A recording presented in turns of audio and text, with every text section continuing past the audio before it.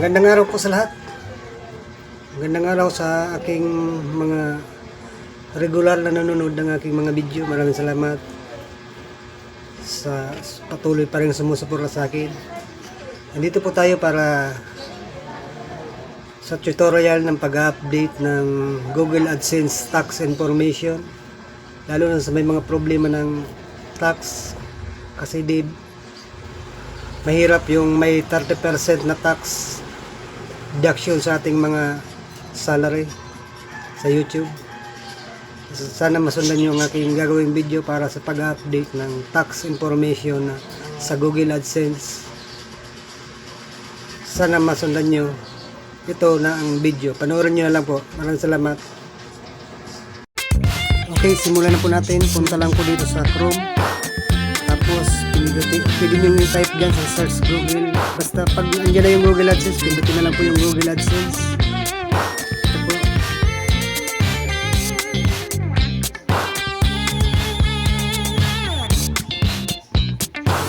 Okay, dito na po tayo sa punta lang po sa tatlong dot. Sundan lang po ang mga tinuturo ng araw para masundan. Sana masundan po ng maayos. Madali lang naman po ito.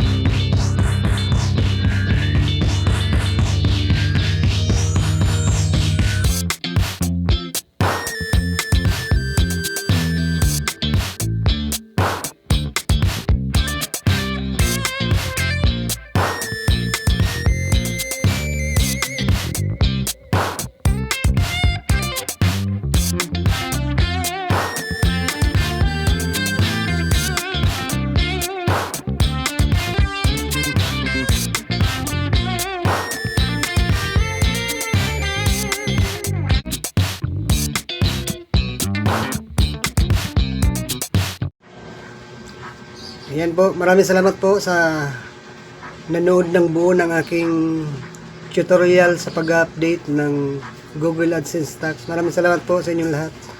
Sana nasundan nyo at sana makatulong sa inyo, lalo sa may mga problema sa Google AdSense Tax.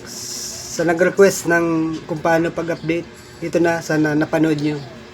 Maraming salamat po. Pag-share na lang po ng aking ginawang video para makatulong din sa iba. Paki-like, share, and subscribe na lang din po ng aking channel. Maraming salamat po. Paki-share po. Salamat. God bless po sa lahat. Salamat sa mga manonood.